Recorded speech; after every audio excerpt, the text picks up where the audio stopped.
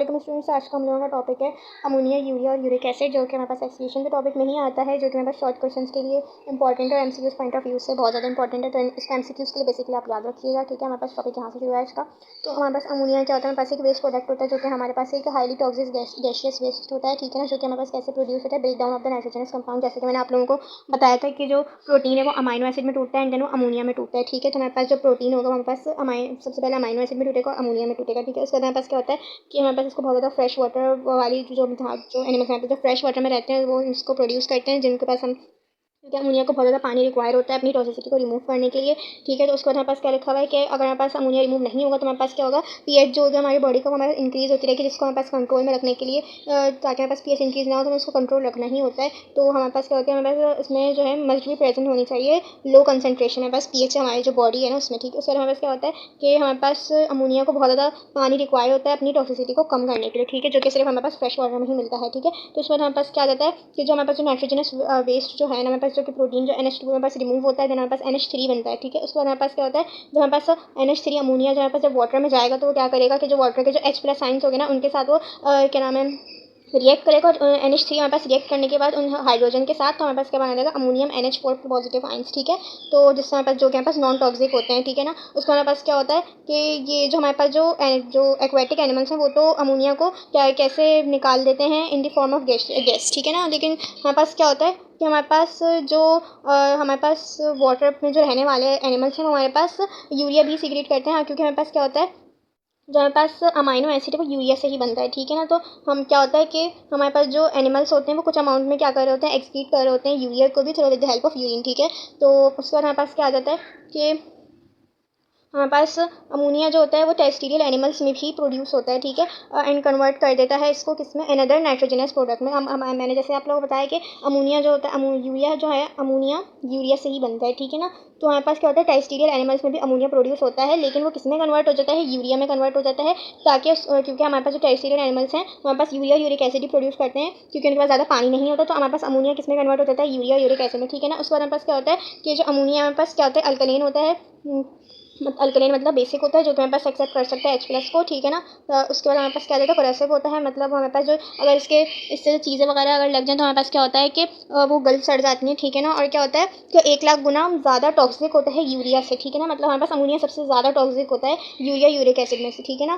तो उसके बाद हमारे पास जो एनिमल्स जो एक्सक्रीट करते हैं इस प्रोडक्ट को उनको हम कहते हैं मोनोटेलिक, ठीक है ना। ये एमसीक्यूज को याद रखिएगा, ऑलरेडी हाईलाइट भी हुआ है बुक में, तो ये एमसीक्यूज में आ सकता है। उसके बाद हमारे पास क्या होता है, हमारे पास यूरिया कैसे बनता है, जब हमारे पास NH2CO2 के साथ रिएक्ट करवाते हैं तो हमारे पास क्या बन जाता है, यूरिया बन जाता है, ठीक है ना। ये हमारे पास क्या होता है कि ये हमारे पास किन एनिमल्स से प्रोड्यूस होता है, जो कि हमारे पास मैमल्स होते हैं, एम्फीबियंस होते हैं और कुछ फिशेज होती हैं, ठीक है ना। वो हमारे पास क्या करते हैं, जो वो हमारे पास क्या एक्सक्रीट करते हैं, यूरिया एक्सक्रीट करते हैं, और क्या नाम है यूरिन के थ्रू, ठीक है ना। इसको हम क्या कहते हैं, इसको हम कार्बामाइड भी कहते हैं, ठीक है ना। जो कि कार्बामेट क्या होता है, जो कि हमारे पास ना ही एसिडिक होता है, ना ही अल्कलीन होता है, ना ही बेसिक होता है, ठीक है ना। और उसके बाद क्या होता है, और हमारे पास क्या होता है हाईली सोल्यूबल हो जाता है वाटर में, ठीक है ना। उसके बाद क्या है हमारे पास ये liver combines ammonia with CO2 molecules to form some intermediate compounds and then produces urea in the urea cycle, ठीक है ना। उसके बाद क्या होता है हमारे पास NH2 और ये CO2 जो होता है हमारे पास कंबाइन हो जाते हैं लिवर के अंदर, कुछ इंटरमीडिएट कंपाउंड्स भी उनमें बनते हैं, और जो हमारे पास जो फाइनल प्रोडक्ट होता है हमारे पास यूरिया के फॉर्म में आ जाता है, ठीक है ना। इसको हम यूरिया साइकिल और ऑरेंटिन साइकिल भी कहते हैं, ठीक है। और जो ऐसे एनिमल्स जो हमारे पास यूरिया प्रोड्यूस कर रहे होते हैं उनको हम क्या कहते हैं, यूरियोटेलिक। इसकी भी हमारे पास फिजिकली इंपॉर्टेंट है, ठीक है ना। यूरिया हमारे पास वेस्ट मटेरियल ही नहीं होता है, बल्कि हमारे पास एक बॉडी में बहुत ज़्यादा इंपॉर्टेंट रोल भी प्ले करता है एब्जॉर्प्शन में, ठीक है ना। एब्जॉर्ब करता है ये हमारे पास आइंस और वाटर को किडनी में से, ठीक है। तो यहाँ पे ये इतना ही था। उसके बाद हमारे पास एक्स्ट्रा रीडिंग मटेरियल भी आ जाता है। यहाँ में यूरिया के कुछ बेनिफिट्स मेंशन हुए हैं यहाँ पे कि जो यूरिया है वो हमारे पास कैसे हमारे पास एक raw material source of nitrogen for making fertiliser. हमारे पास जो यूरिया है हमारे पास फर्टिलाइजर्स को भी बनाने के लिए इंपॉर्टेंट होता है इंडस्ट्रीज़ वगैरह में हमारे पास, ताकि यूरिया हमारे पास ज़मीन को जरखेज़ कर रहा होता है, ठीक है ना। और ये हमारे पास क्या होता है ह्यूमन ब्लड टेस्ट में भी यूज़ हो रहा होता है, जिसमें हमारे पास रेनल फंक्शन, यानी रेनल फंक्शन का क्या मतलब होता है, किडनी का फंक्शन जो होता है उसको चेक करने के लिए बहुत ज़्यादा इंपॉर्टेंट रोल प्ले कर रहा होता है, ठीक है ना।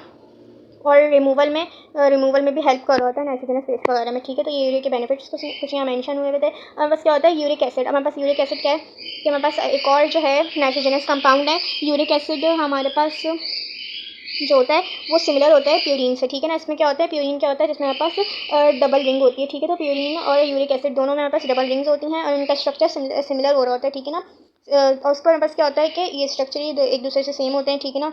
और इसमें क्या होता है कि यूरिया हमारे पास क्या होता है, वीक एसिडिक होता है और लेस सोल्यूबल इन वाटर होता है as compare to the ammonia and urea. Ammonia urea सबसे ज़्यादा सोल्यूबल होते हैं वाटर में, अमोनिया सबसे ज़्यादा, फिर देन यूरिया होता है, उसके बाद यूरिक एसिड सबसे ज़्यादा लेस सोल्यूबल होता है। उसके बाद क्या होता है हमारे पास 10,000 गुना इसकी जो टॉक्सिसिटी है उसकी कम होती है एज़ कम्पेयर टू अमोनिया, ठीक है।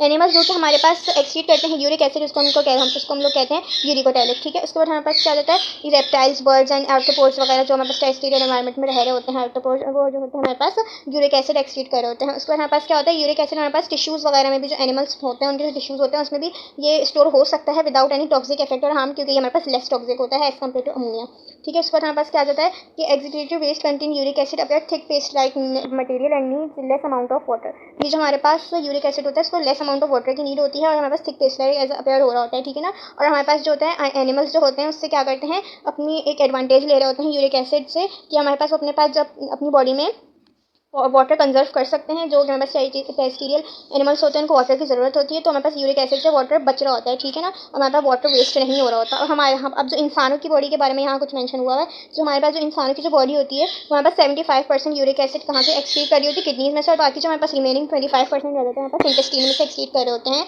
यूरिक एसिड ह्यूमंस, ठीक है ना। तो ये हमारे पास ये इसको इनकी जो परसेंटेज है MCQs के लिए याद रखिएगा, ठीक है।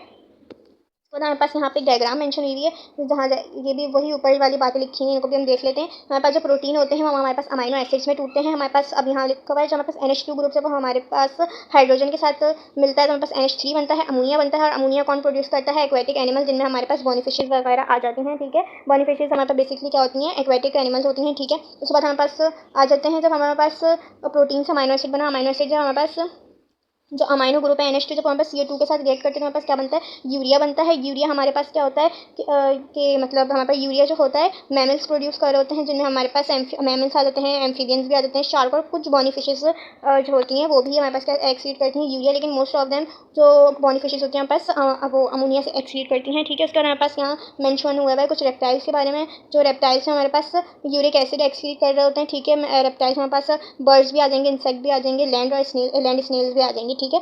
तो बस यहाँ तक का ही था ये टॉपिक। यहाँ पे हमारे पास अमोनिया का फार्मूला लिखा हुआ है, यूरिया का फार्मूला लिखा हुआ है और यूरिक एसिड का फार्मूला भी मेंशन हुआ है, ठीक है ना। तो उसके बाद हमारे पास जैसे मैंने आपको बताया था कि यूरिक एसिड क्या होता है, डबल रिंग स्ट्रक्चर होता है, ठीक है। उसके बाद जो कि हमारे पास प्योरीन से सिमिलर हो रहा होता है, ठीक है ना।